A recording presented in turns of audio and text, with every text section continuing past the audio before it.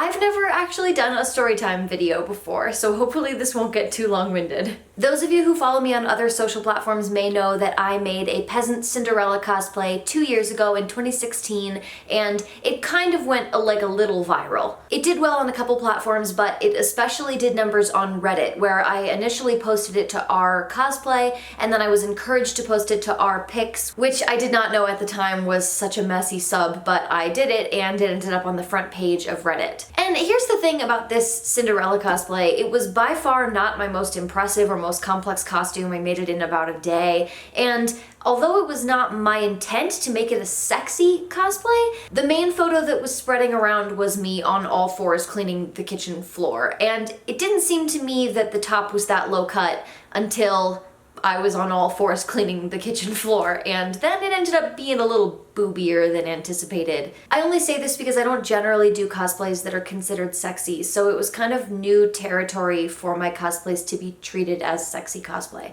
One thing about doing cosplay as long as I've been doing cosplay is you kind of, in some ways, get used to getting hate. That's not to say that it doesn't hurt to get that hate, but like, I'm no longer shocked when somebody calls me ugly on the internet. But the kind of comments I was getting on this costume were really different from what I was used to getting. Like, I wouldn't necessarily classify them as hate because a lot of them were, like, I guess you could say positive, but really they were just like real creepy.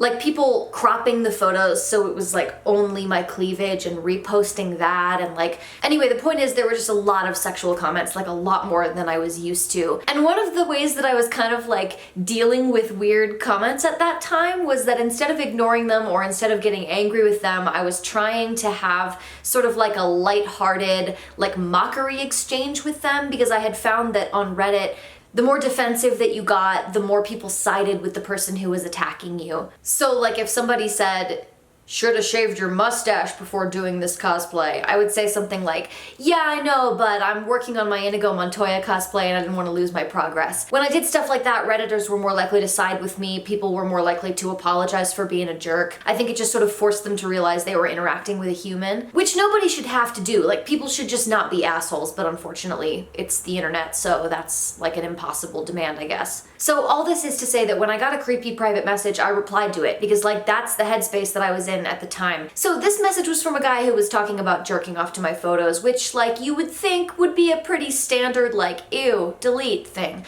But this one was clearly not something that he was sending because he was like trying to hit on me or like even just trying to make me uncomfortable. Instead, the vibe that I got off of this message was very much that he was trying to make me feel ashamed for having created something that he deemed sexual. Like, I'm not convinced that this guy was turned on by my photos at all. I think that instead he was trying to play the role of someone who was turned on by my photos in like a really heavy-handed, sort of like fake way, to be like, this is what you wanted, isn't it? Like, you wanted all these guys on the internet to like jack off to your photos. I can see through you and I know what you're really going for and you should be embarrassed about it.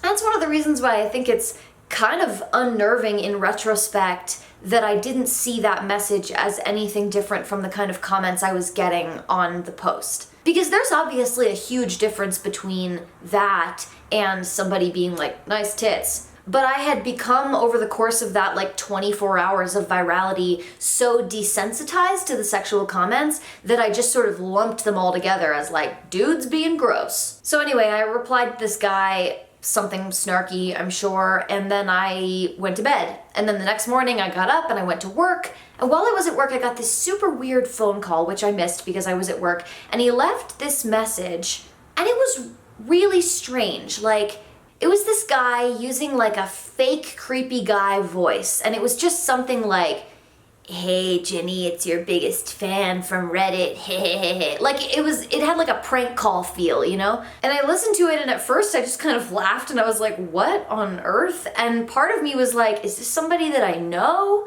But the phone number was really, really close to my phone number, which at the time I did not know was something you could do, but basically that's evidence that someone is spoofing their phone number. Like, that's not the number he was actually calling from. He just took my phone number and changed one digit so that like he could just invent a phone number to pretend he was calling from. And I did not at first make the connection that this was the guy that had sent me that creepy message the day before. There was no reason for me to believe it would be the same guy. I had engaged with so many people online over the past 24 hours over this viral photo. It's like hundreds and hundreds of comments. It could have been anybody. But then I got home and I checked Reddit and I had another message from this guy. Other relevant backstory is that my boyfriend at the time, now my fiance, Josh, was not at home that week. He was on a climbing trip, so he was gone for like a chunk of 4 or 5 days. I was alone in the house that we rented. And when I got home, I had a message from that guy and it included my address. Now, nothing that this guy had said was explicitly threatening, but sending me my own address, like, that's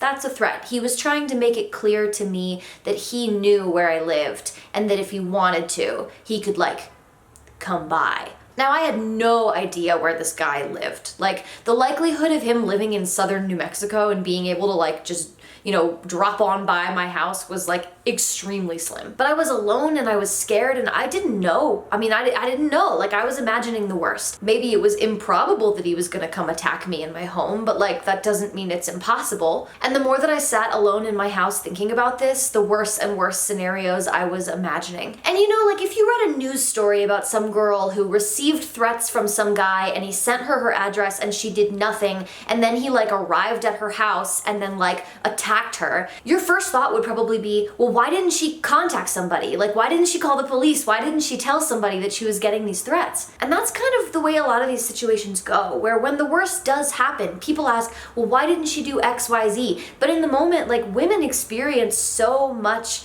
low-key threatening behavior throughout our lives that if we reacted that way to every single one of them, like, we would be like calling the police every other week. So it puts you in this awful situation where you don't want to make a big fuss over nothing and look like you're crazy, but like, you also don't want to be murdered. So after calling my mom in tears and talking through it with her, I decided to like be that pain in the ass and maybe make a big deal out of nothing, because I would rather do that than have it escalate.